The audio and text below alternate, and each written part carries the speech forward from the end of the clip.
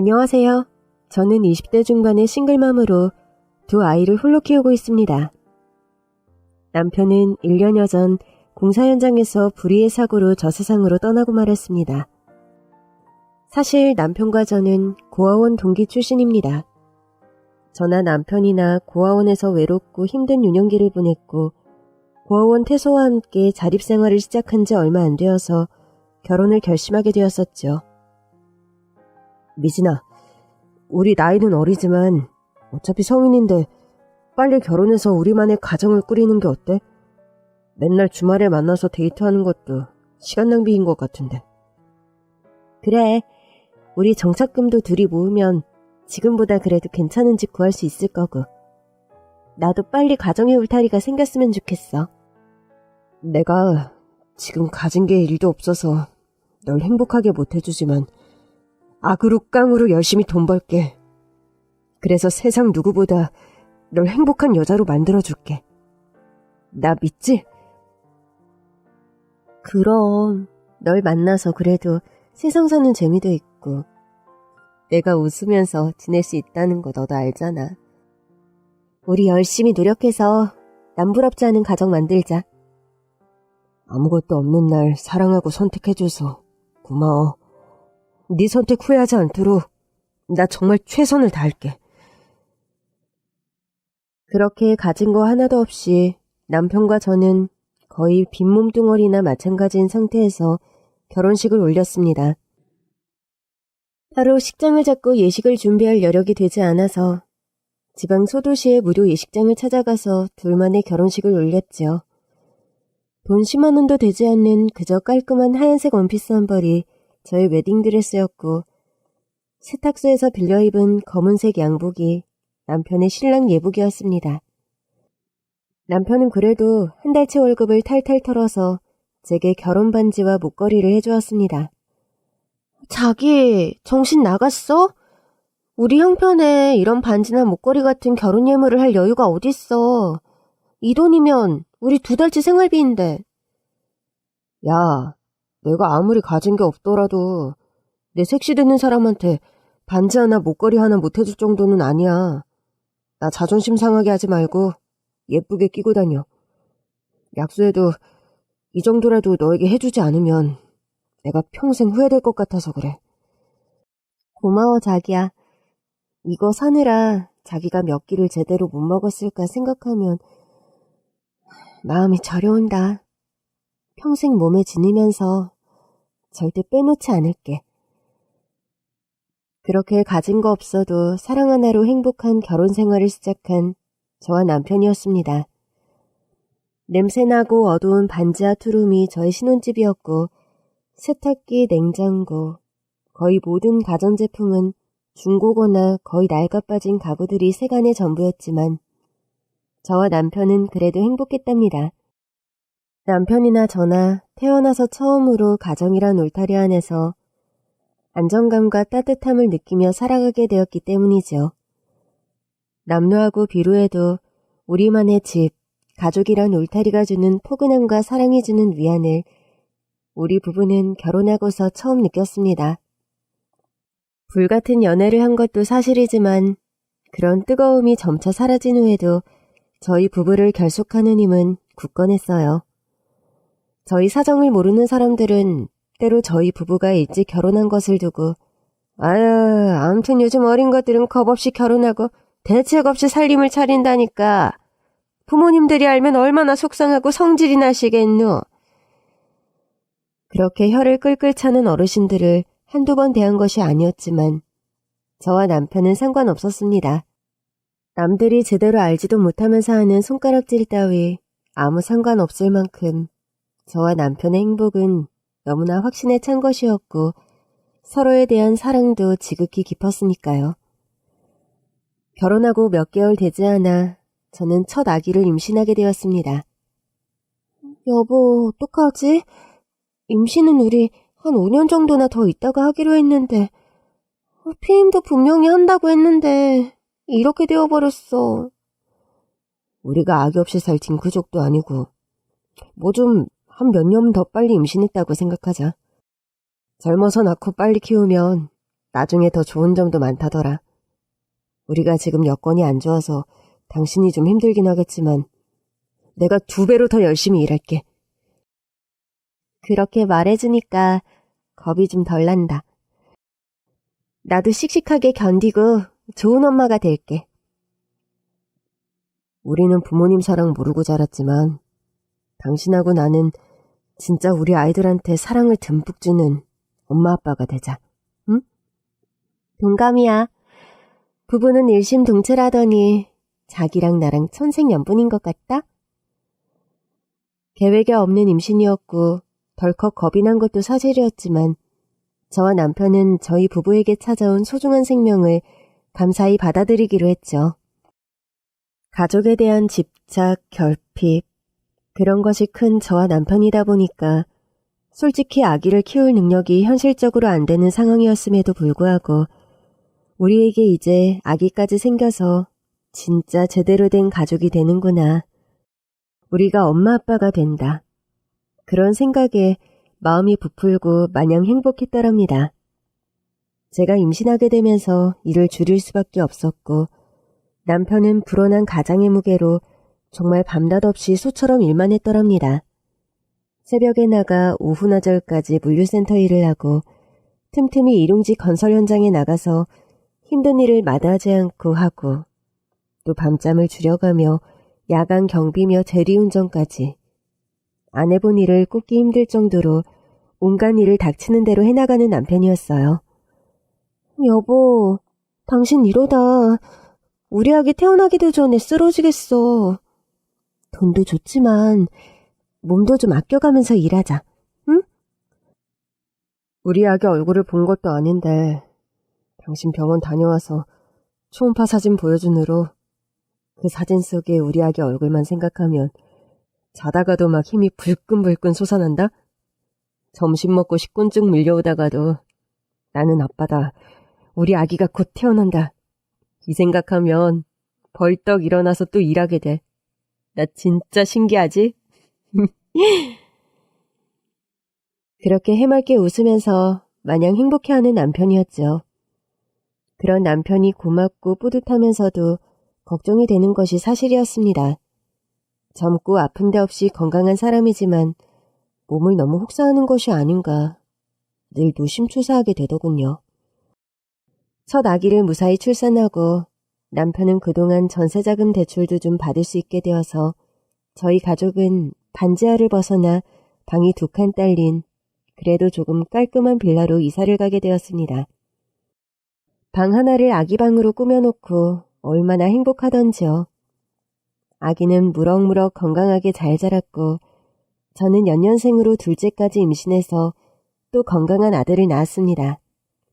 첫째는 딸이었고 둘째는 아들이었는데 딸 하나 아들 하나면 100점이라는데 여보, 우리는 완전 100점 가족이다. 그러게. 우리 아기들 3살만 넘으면 어린이집에 보내고 나도 얼른 일 시작하려고. 애가 둘인데 나도 맞벌이해서 얼른 돈 많이 벌어야지. 그러려면 아직 시간 많이 남았으니까 자기는 그런 걱정하지 말고 우리 꼬물이들하고 잘 지낼 생각해. 풍족하게 못 벌어와도 우리 먹고 살 만큼은 그래도 내가 벌어오잖아, 응? 남편이 몸이 부서져라 일하는 덕에 남편 말 맞다나 풍족하진 않아도 저희 4식구 먹고 살 만큼은 생활이 꾸려가졌습니다. 점심 한 끼도 아끼겠다고 김밥만 사먹는 남편의 습관을 알고 나서 저는 매일 아침 남편의 도시락도 손수 싸주었죠. 저나 남편이나 원체 가진 거 없이 자랐고 부모님 지원이 없이 자라서 매사 근검절약하는 태도가 몸에 배어 있어서 가능한 일이었는지도 모르겠습니다. 그렇게 아이들도 아픈 데 없이 무탈하게 잘 자라고 남편도 물류센터 일과 건설 현장 모두에서 경력이 쌓여가며 벌이가 점점 좋아지던 어느 날 며칠 지방의 공사 현장 TO가 나서 남편이 일용직 근로를 한다고 지방으로 출장을 간 적이 있었습니다. 여보, 나 한 일주일 정도 보성 쪽으로 일하러 다녀와야 할 것 같아. 일주일씩이나? 힘들지 않겠어? 지방에 가서 일하고 오는 거라 일당이 고비야. 일은 힘들지만 다녀오고 나면 나 현장에서 승진도 시켜주신다고 약속했어. 이참에 그쪽 판에서 말뚝 박을까 싶기도 하고. 잘 보여야 기술도 하나라도 더 가르쳐주니까 내가 이것저것 따질 상황도 아니고. 그래도 일주일씩이나 멀리 간다고 하니까 벌써 좀 서운하네. 나도 그래서 좀 고민했는데 여러모로 다녀와야 할 것 같네. 나 없다고 끼니 거르지 말고 우리 꼬물이들이랑 잘 지내고 있어. 내가 올 때 자기 선물도 사가지고 올게. 돈 벌려고 한 사람이 돈 쓰고 오면 무슨 의미가 있어? 쓸데없이 뭐 살 생각하지 말고 자기 밥이나 잘 사 먹어. 알았어. 자기도 잘 챙겨 먹고 있어. 일만 마무리되면 바로 올라올게. 그렇게 지방으로 일용직 건설 현장에 일을 하러 간 남편은 그 길로 무지개 다리를 건너고 말았습니다. 공사 현장에서 갑자기 발생한 싱크홀에 남편이 빠졌고 속수무책으로 구조를 하지 못해서 그런 불상사가 일어난 거였죠. 남편이 그렇게 세상을 떠나고 저는 현실을 받아들일 수 없어서 한동안 정말 미친 사람처럼 살았습니다. 미혼모 보육시설에 어린 아이들을 잠시 맡겨놓고 남편 장례를 치르는데 텅 빈 빈소 안에서 정말 실성한 사람처럼 꺼이꺼이 울었죠. 고아원 동기들과 원장 수녀님이 찾아와서 그렇게 넋놓고 우는 저를 달래주었습니다. 미진아, 힘내. 너랑 네 남편 정말 천생연분이라 생각했는데 이렇게 황망히 떠나버려서 네가 정말 경황이 없고 힘들겠지만 애들 생각해서 기운내야지 어쩌겠니? 미진아, 하느님은 그래도 극복할 만큼의 시련만 주신단다. 하느님께서 경환이를 너무 사랑하셔서 일찍 데려가신 것 같구나. 너도 어서 마음 추스르고 아이들을 위해서 힘을 내야지. 안 그래? 저를 위로하는 사람들은 모두 아이들 이야기를 꺼내면서 저에게 기운을 차리라고 말을 하더군요. 너무나 맞는 말이었기에 그리고 부모님 없이 자란 아픔과 비애가 어떤 것인지를 알기에 저는 남편을 잃은 지독한 상실감을 뒤로하고 죽기 살기로 정신을 차리고 일상으로 돌아왔습니다. 엄마의 자리, 부모의 책임감, 그런 것을 생각하더라도 저는 남편을 너무나 깊이 사랑했고 그런 남편이 세상에 없다는 것을 받아들이는 일이 결코 쉽지 않더군요. 남편이 그리울 때마다 저는 아이들을 재우고 결혼 사진을 들춰보면서 홀로 소주잔을 기울이곤 했습니다. 술이라곤 입에 한 방울도 대지 못하던 저였는데 남편과 사별하고 처음 소주의 맛을 알게 되어버렸지요. 그렇게 이를 악물고 일상으로 돌아온 저는 고깃집 알바, 야간 대리운전 등 닥치는 대로 일을 하며 돈을 벌어야 했습니다. 3살, 4살이 된 연년생 남매는 다행히 어린이집 종일반에 맡길 수 있어서 그나마 다행이었죠. 두 아이의 양육비며 생활비 등을 외벌이로 버는 일이 녹록치 않아 눈코 뜰 새 없이 바쁜 나날을 보내던 어느 날이었습니다. 제가 일하는 고깃집으로 예전 남편의 동료가 저를 보러 찾아왔더군요. 저에게 꼭 할 말이 있어서 찾아왔다는 그 동료가 다음과 같은 말을 저에게 했더랍니다. 저기요, 미진씨.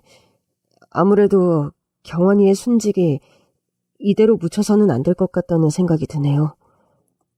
열악한 근로환경이 늘 말이 많았는데 그게 개선이 되지 않다 보니까 경환이 같은 불쌍한 희생자가 나왔어요.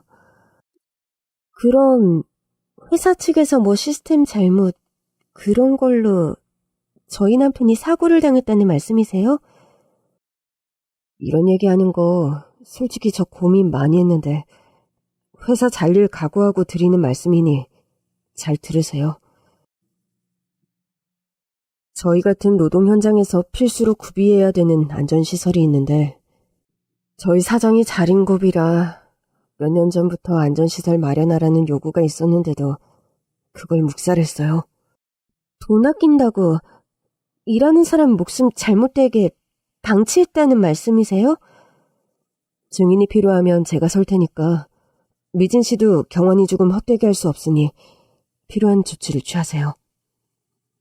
남편 동료의 말을 듣고서 저는 부랴부랴 노동사무소에 찾아가서 사정을 설명하고 변호사를 구하고 바쁜 와중에 또 동분서주할 일이 생겼습니다. 소송 비용을 마련하고 또 부족한 생활비를 충당하려다 보니 살던 집의 보증금을 뺄 수밖에 없었는데 다행히 새로 일하게 된 고깃집의 창고방에서 아이들과 임시 거처를 마련할 수 있었어요. 처음에는 제 사정을 딱하게 보는 사장님이었습니다. 어이구, 애기 엄마 처지를 들어보니까 정말 안 됐네. 그래, 애기들도 어린데 남편도 없이 먹고 사는 게 얼마나 힘들 거야. 목돈 좀 모아질 때까진 친정집이다 생각하고 편하게 지내. 넓은 방은 아니지만 애기들 둘이랑 그쪽 임시거처로 지내기에 무리는 없는 공간이니까. 사장님, 정말로 감사드려요. 저는 처음에 사장님의 이런 배려가 고마워서 정말 더 열심히 일하고 제가 일하는 시간이 끝나서도 불어 더 마감 정리도 나서서 하고 그랬습니다. 그런데요, 열길 물속은 알기 쉬워도 한길 사람 속은 알기 어렵다더니 사장님의 친절이 감춰진 꼼수였다는 것을 저는 뒤늦게 깨달아야 했습니다. 고깃집 사장님이 월급 주는 날짜를 차일피일 미루기 시작하더니 급기야 6개월 가까이 제 월급을 주지 않고 은근슬쩍 넘어가려고 하는 겁니다. 처음 월급을 미루었을 때 한동안 제가 고민하다 어렵게 말을 꺼냈더니 아니, 내가 그쪽 월급을 떼어먹겠다는 것도 아니고 요즘 가게 사정이 하도 안 좋아서 조금 월급을 천천히 주겠다는 건데 그 정도도 이해를 못 해주겠다는 거야? 사장님, 제 처지가 당장 목구멍이 포도청이라 애들 식비며 생활비 커버하려면 어쩔 수가 없어요. 죄송해요. 젊은 사람이 착해 보여서 친절을 베풀었더니만 못 쓰겠네. 솔직히 그쪽 애기들까지 우리 창고방에 살면서 맨날이다시피 샤워하면서 쓰는 물값, 전기값, 난방비 그거 다 계산하면 월급 한 몇 번 못 받아도 퉁치고도 남는 계산 아니야? 아니, 지금 그래서 제 월급을 안 주시겠다는 거예요? 애초에 그런 말씀이 없으셨고 솔직히 저희 아이들 어린이집 종일반에서 지내는 터라 거의 잠자는 시간에만 여기 방을 사용하는데 그리고 제가 감사한 마음에 제 근무 시간 외에도 더 열심히 가게 일을 도와드렸잖아요. 그래서 하고 싶은 말이 뭐냐고 진짜. 아유, 머리에 검은 짐승은 거두는 게 아니더라니만 진짜 그쪽이 딱 그런 경우네. 부모 없이 자란 티를 꼭 이렇게 내나, 응? 아니, 말씀이 과하시네요. 저 안 그래도 따로 방 구했고 다음 주면 나갈 거니까 창고방 내준 걸로 유색 그만하시고 밀린 월급이나 주시죠. 당장! 뭐야?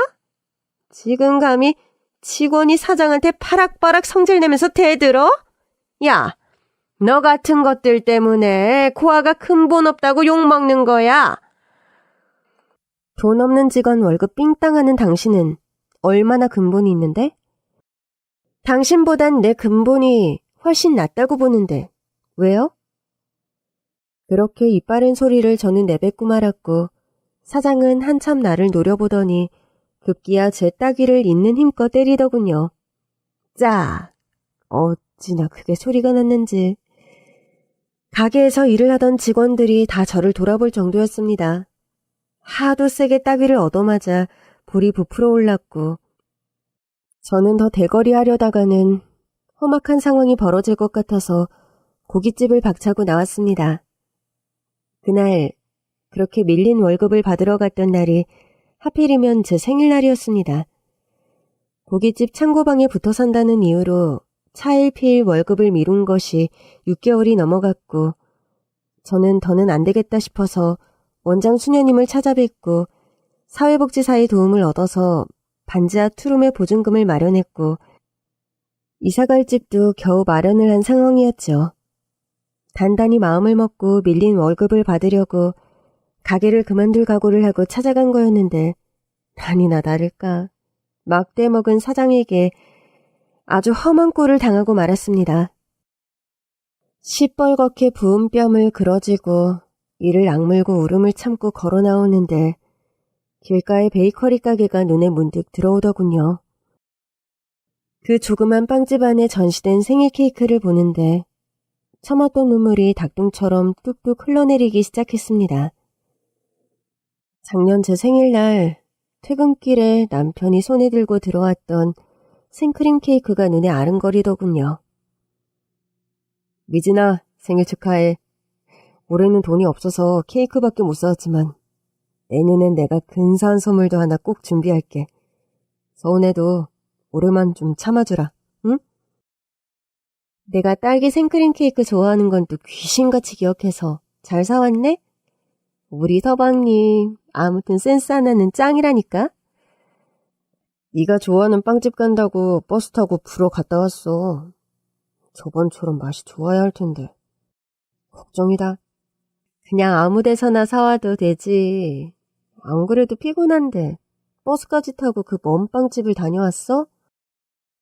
그렇게 안쓰러운 얼굴로 감동한 저에게 생일 축하 노래를 불러주던 남편의 음성이 귀에 생생하게 기억이 나는 바람에 저는 길바닥에 주저앉아 엉엉 울음을 터뜨리고 말았습니다. 민서가, 여기다 천단지 붙이자. 할머니, 여기는 이만하면 됐으니까 다음 골목으로 넘어가요. 여기가 유동인구가 많은 곳이니까 좀 촘촘하게 붙이는 게 좋을 것 같다. 몇 장만 더 붙이고 이동하자꾸나. 저는 문득 바로 귓가에서 중얼거리는 대화에 눈물을 닦고 소리가 나는 쪽을 쳐다보았습니다. 웬 나이 지긋한 할머니와 젊은 청년이 담벼락과 길가 빈 공간에 전단지를 열심히 붙이고 있더군요. 입성을 보면 못 사는 사람들 같지도 않은데 할머니와 손자가 전단지 붙이는 게 의아해서 자리에서 일어나 저도 모르게 그 두 사람이 붙이는 전단지를 가만히 들여다보았죠. 그런데 전단지를 들여다보던 저는 하염없이 흐르는 눈물을 닦아내고 몇 번이나 그 전단지를 유심히 들여다볼 수밖에 없었습니다. 잃어버린 우리 집 첫째 딸 박나희를 찾습니다. 문구와 함께 전단지에 실린 어린아이의 사진이 바로 제 어릴 적 모습과 똑같았기 때문입니다. 저는 하도 울어서 눈이 퉁퉁 부은 상태라 뭔가 헛것이 보이나 싶어서 몇 번이나 전단지를 유심히 살펴보았지만 아무리 봐도 전단지 속의 어린이는 제 어릴 적 모습이 분명했죠. 이상하고 강렬한 예감에 저는 뭔가에 홀린 듯이 그 할머니와 청년의 뒤를 쫓아가기 시작했습니다. 불어 의도한 것은 아니지만 제 존재를 그들에게 굳이 알리지 않고 조용히 티가 나지 않게 그 할머니와 청년의 뒤를 밟았어요. 그래서 한참 두 사람의 뒤를 따라가는데 전단지를 거의 다 붙인 할머니와 청년은 아주 부자 동네로 걸음을 옮기더군요. 저는 계속해서 말없이 할머니와 청년의 뒤를 따라갔습니다. 할머니는 나이도 원체 연로하고 또 관절염 비슷한 것이 있는지 때로 걸음을 절뚝이며 중간중간 쉬어가는 때도 많았습니다. 할머니, 그러니까 할머니는 집에서 좀 쉬시라니까. 이렇게 고집 부려서 따라 나오세요. 우리 소녀 찾는 일인데 내가 나서야지. 지성이면 감천이라고 했다. 내 다리가 문들어 없어지지 않는 이상 우리 손녀딸 생일 언저리에는 내가 나와서 천단지를 붙여야지. 할머니, 그렇게 힘들게 걸어가지 마시고 제 등에 업히세요. 아니다. 그 정도로 힘들지는 않아. 그리고 저 동산만 넘으면 우리 집인데 뭐. 할머니와 청년은 그들의 말맞다나 동산 하나를 넘어 어떤 대저택 앞에 걸음을 멈추었습니다. 드라마에서나 볼 법한 엄청난 위용의 으리으리한 대저택이 그들이 사는 집인 모양이었습니다. 그런데요, 저는 대저택 앞에 플랜카드처럼 걸린 현수막을 보고 그 자리에 얼어붙고 말았습니다. 그리고 아무 말도 하지 못하고 입을 틀어막고 폭풍 오열을 할 수밖에 없었네요. 초인종 앞에 서서 벨을 누르고 안으로 들어가려던 할머니와 청년은 제가 흐느끼는 소리를 듣고 비로소 뒤를 돌아보더군요. 아가씨는 이신데 그렇게 거기 서서 울고 있어요. 무슨 일이세요? 누구신데 그렇게? 저는 서럽고 감정이 복받쳐서 아무 말도 하지 못하고 손가락으로 그저 대문 앞에 걸린 플랜카드 속 사진을 가리켰습니다. 그 사진은 제 어릴 적 모습이었고 전단지에서와 마찬가지로 우리 집 첫째 딸 박나희를 찾습니다 라는 문구가 플랜카드에 크게 적혀 있었어요. 할머니는 플랜카드를 가리키는 저의 오른손 약지와 새끼손가락을 유심히 살펴보시더군요. 그리고 갑자기 절뚝거리는 걸음으로 제게 다가와선 칭칭 감겨있던 목도리를 풀어 제 얼굴을 샅샅이 살피는 겁니다. 나이, 우리 집 손녀딸 박나희, 나이 맞지? 플랜카드 속에서 저 어린이가 나이라는 건가요? 그럼 제가 나이가 맞는 것 같은데 도저히 모든 상황이 믿기지가 않아요. 나이가 어떻게 되세요? 부모님은요? 저는 25살이고 고아원에서 자라서 부모님은 안 계세요. 할머니, 이분 얼굴이 엄마하고 붕어빵이에요. 엄마 젊었을 때 모습하고 완전 판박이잖아요. 아빠 얼굴도 많이 보이고. 나이 누나가 맞는 것 같아요. 우리 누나가 맞아요. 누나. 나이 누나. 그렇게 청년과 할머니는 저를 덥석 끌어안더니 폭풍 오열을 흘리기 시작하는 겁니다. 저는 그렇게 어리둥절하면서도 감격적인 상봉을 마치고 집 안으로 들어갔습니다. 대저택은 마당도 무척 넓었고 집 안으로 들어가는 돌계단만 한참 올라가야 할 정도였죠.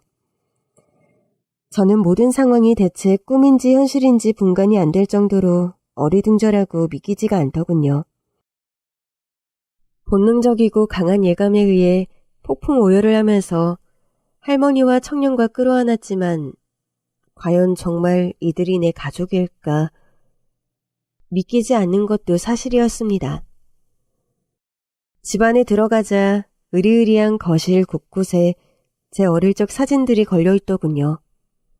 그리고 2층 계단에서 천천히 내려오는 대저택 안주인의 얼굴을 확인한 순간 저는 다시 숨이 막혀오기 시작했습니다.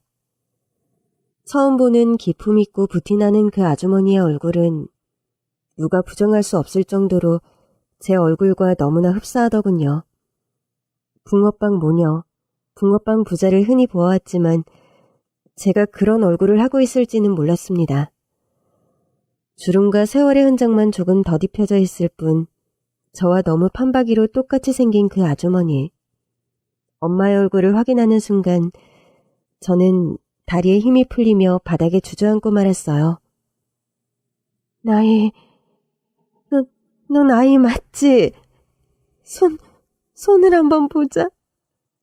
어머나, 어우 세상에, 어머니, 미소가 여기 손가락 약칠한 새끼에 화상 자국 그대로 있어요.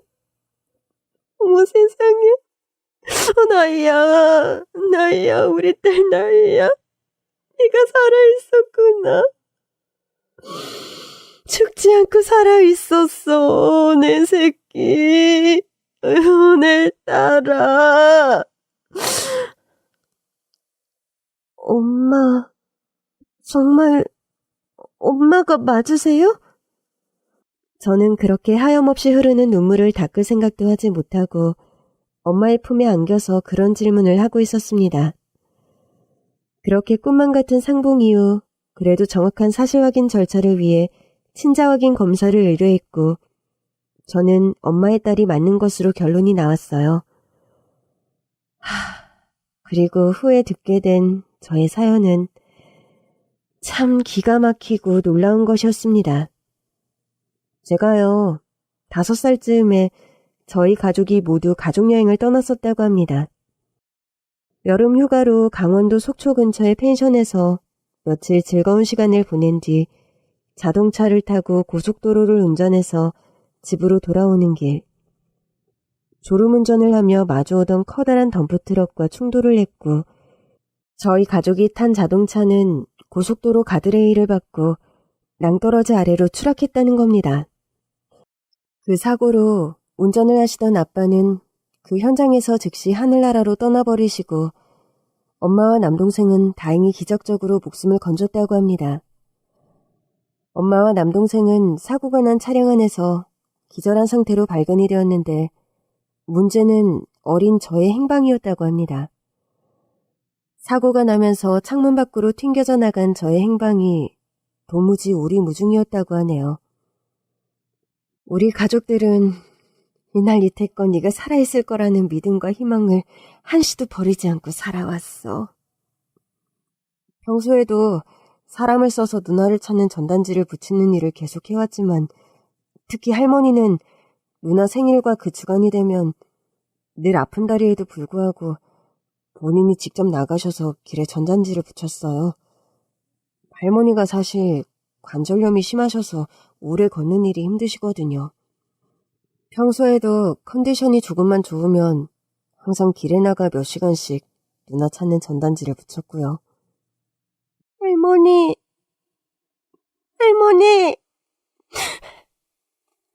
아이고, 우리 손녀딸. 아유, 우리 손녀 찾는 일에 내가 직접 나서서 전단지를 붙이고 싶어서 그랬지. 아유, 이제라도 우리 손녀딸 찾게 되어서 이 할미는 정말이지 죽어도 여한이 하나도 없겠구나. 관절염이 심하고 지병이 있으신데도 그렇게 직접 길거리에 나가서 저를 찾는 전단지를 붙이셨다니 너무나 감사하고 감동스러운 일이 아닐 수 없더군요. 천의 고아인 줄로만 알았던 제가 이렇게 번듯한 가정의 딸이었다니 도무지 믿기지 않을 따름이었습니다. 제가 처음 고아원에 맡겨질 당시의 상황을 좀 알아보고 여러 가지 절차를 거친 결과 저는 교통사고가 나면서 기억상실을 앓은 것으로 판명이 되었습니다.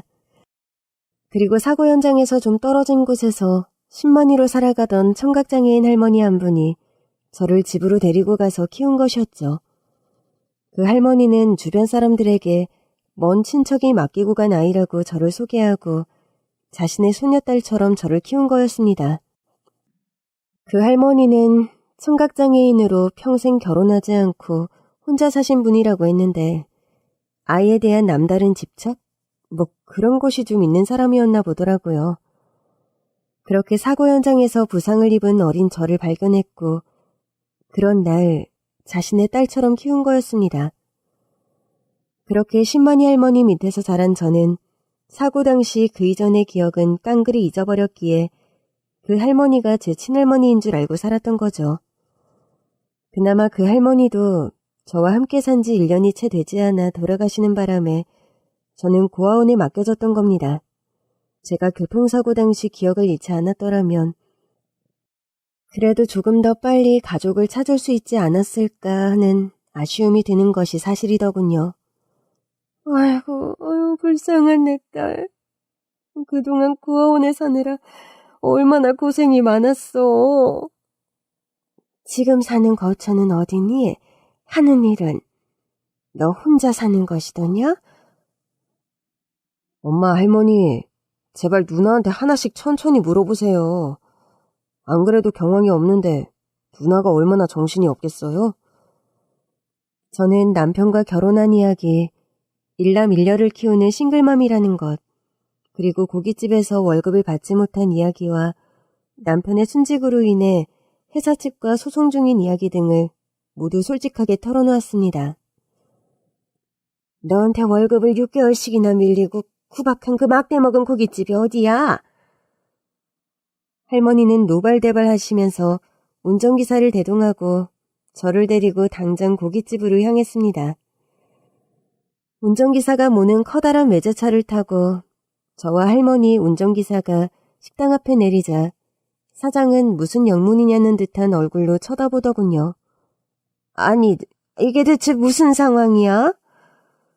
당신이 우리 손녀딸한테 반년씩이나 월급 안 주고 부려먹은 못된 사장이야? 누구신데 그렇게 초면에 반말을 하세요? 귀 먹었어? 우리 손녀딸이란 말 못 들었냐고. 당장 우리 손녀 일한 월급 토해내 얼른. 할머니는 가게 앞에 음식물 쓰레기통을 집어들더니 사장 머리에 시원하게 내팽개쳐버리는 겁니다. 억울해? 보상받고 싶은 만큼 어디 청구해봐. 운전기사는 험악한 얼굴로 노려보고 있지. 수적으로도 밀리고 포스로도 밀린 사장은 깨갱거리면서 당장 밀린 월급을 저에게 계좌이체 해주더군요. 할머니는 고깃집 창고방에 저와 아이들 세간을 쭉 둘러보시더니 네가 꼭 필요한 물건들만 챙기거라. 그런데 할머니 보기에는 중요한 서류나 그런 것 빼고 딱히 챙길 물건은 없어 보인다. 생필품이나 옷 따위는 다 새로 살 거니까 딱히 챙길 생각 말고. 김 기사, 여기 우리 손녀딸 짐들 정리하고 따라 나와요. 그 길로 할머니는 제 아들과 딸이 있는 어린이집으로 가서 저희 아이들을 데리고 집으로 가셨습니다. 아이고 내 새끼들, 그간 얼마나 고생이 많았어, 응? 잃어버린 딸을 찾았다고 좋아했는데 한순간에 손자 손녀까지 생기고 정말 감개가 무량하구나. 나는 졸지에 삼촌이 되어버렸는데 조카가 2명씩이나 생기다니 실감이 영 안 나네 이거. 아이들은 갑자기 궁궐 같은 커다란 집에서 생활하게 된 것에 놀라워하더군요. 엄마, 집이 무슨 텔레비전에 나오는 부잣집 같아요. 이 집이 진짜 우리가 앞으로 살아갈 집이 맞아요? 엄마, 내 방이 공주님 방 같아. 침대도 너무 예쁘고 공주님 쓰는 것 같은 화장대도 있고 옷장도 있어.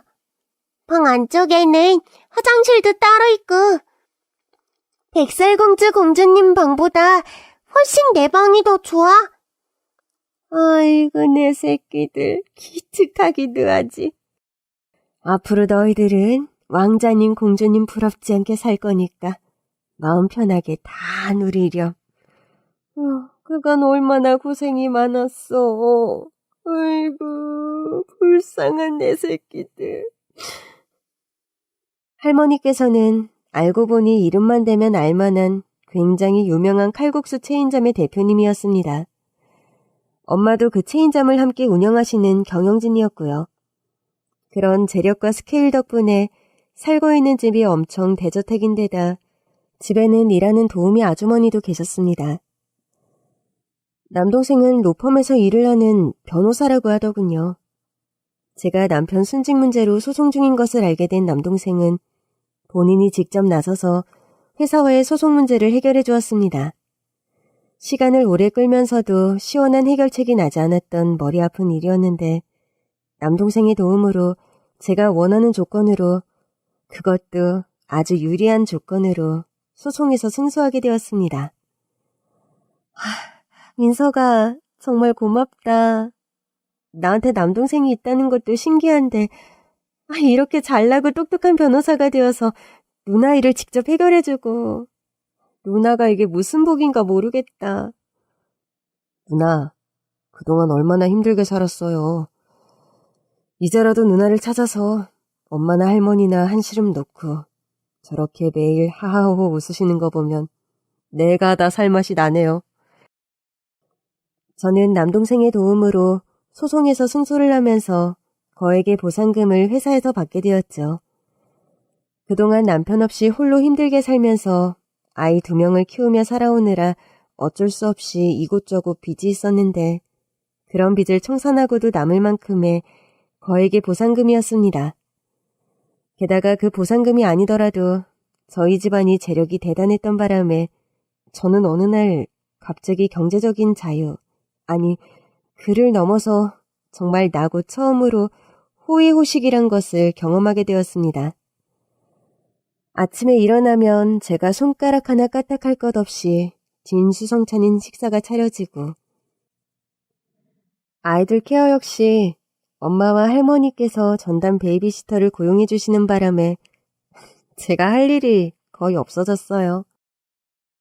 식사 준비, 청소 같은 일상적인 노동에서 벗어난 삶을 산다는 것 자체가 저에게는 신선한 경험이었습니다.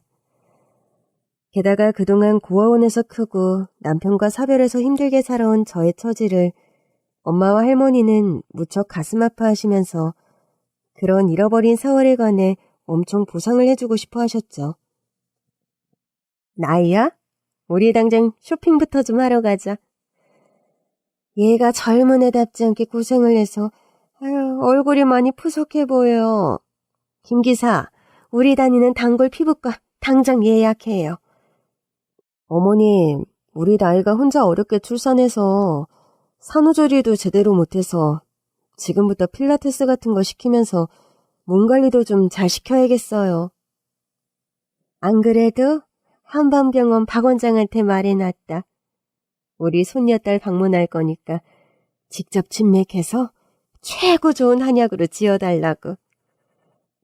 할머니, 엄마, 이렇게까지 안 해주셔도 돼요.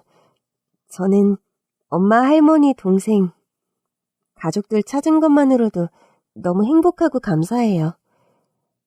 그건 네 입장인 거고. 엄마나 할머니는 이제껏 네가 누리지 못한 걸 다 해주고 싶구나. 그럼 우리 입장도 헤아려 주려무나.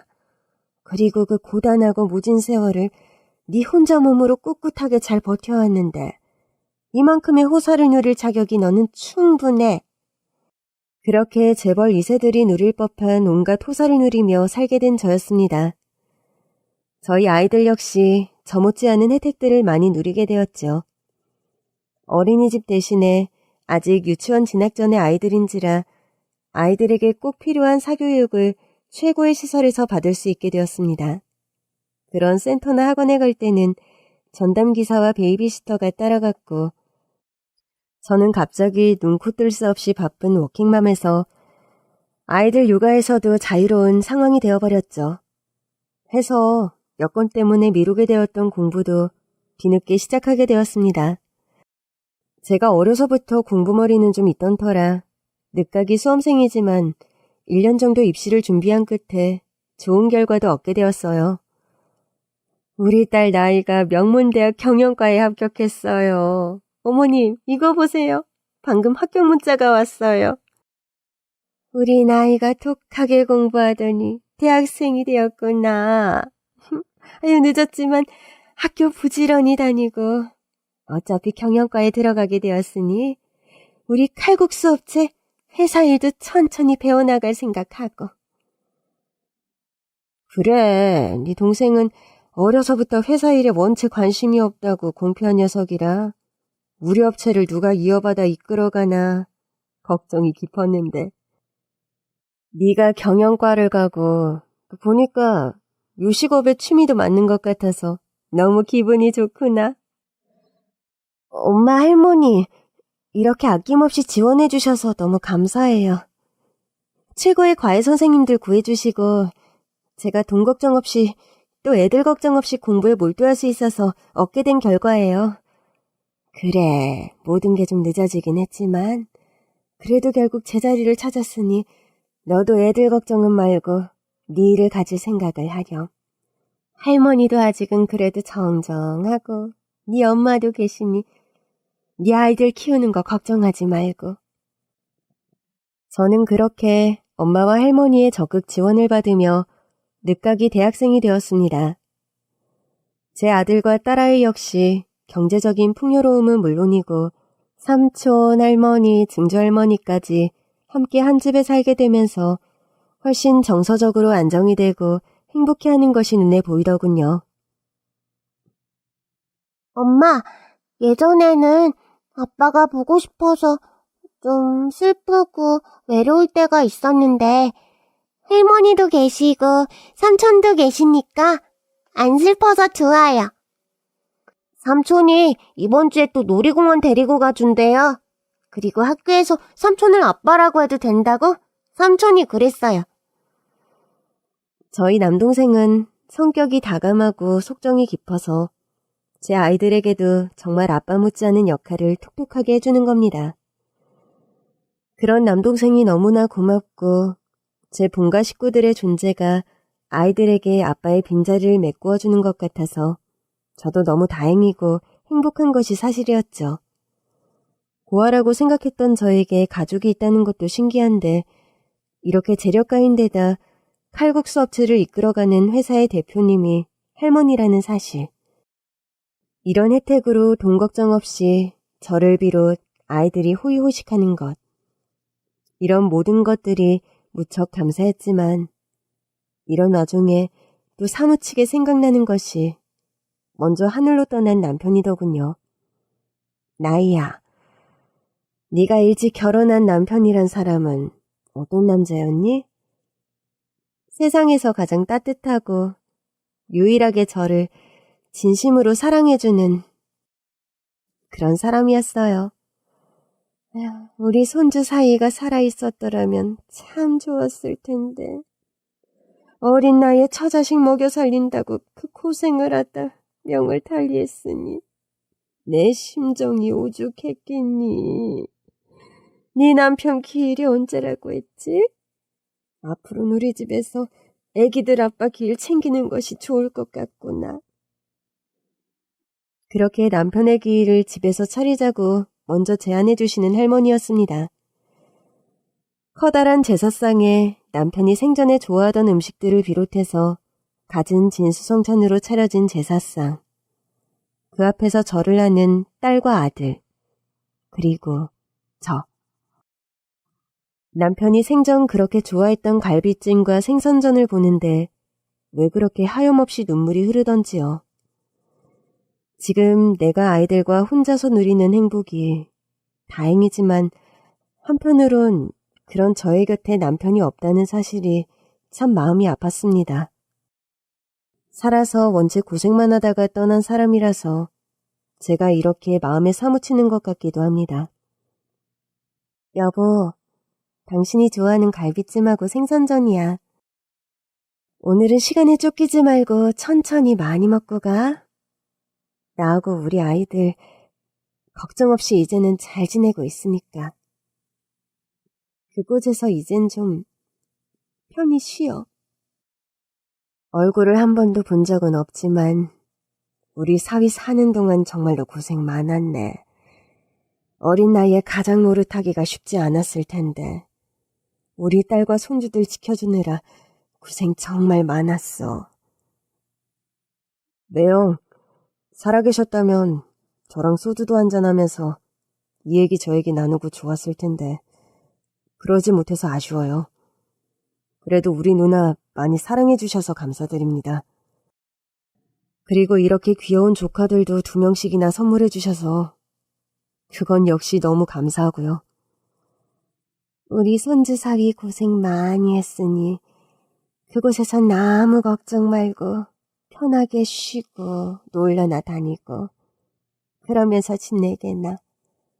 다음 생이 있다면 꼭 다시 가까운 인연으로 태어나 다 같이 가족으로 한번 살아봤으면 좋겠구만.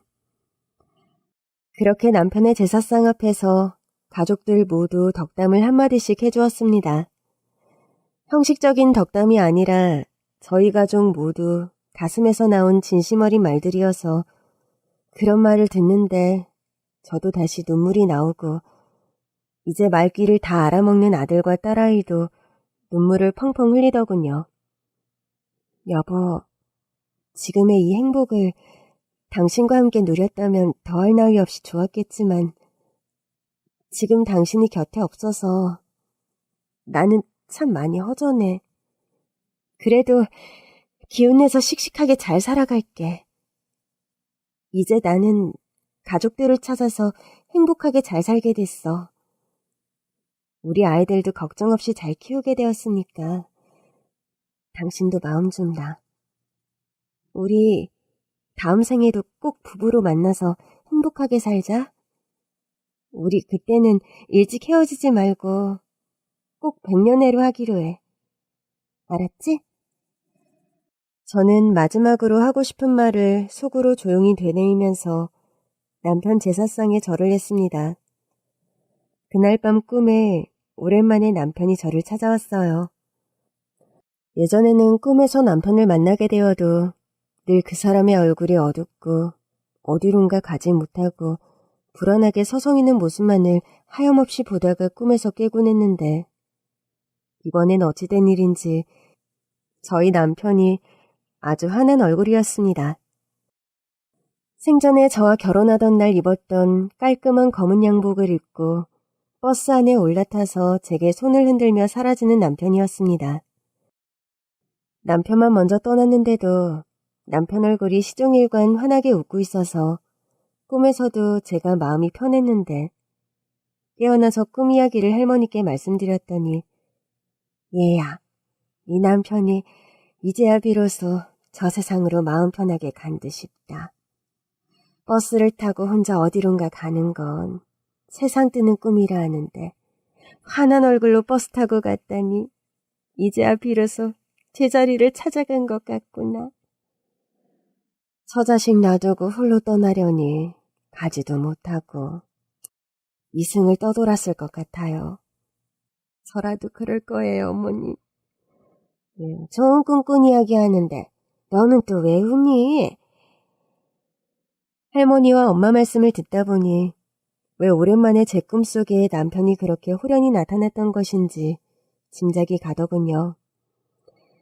여전히 남편의 빈자리가 크긴 하지만 그만 속상해하고 그만 슬퍼하고 이제 씩씩하게 살아가야 할 것 같습니다.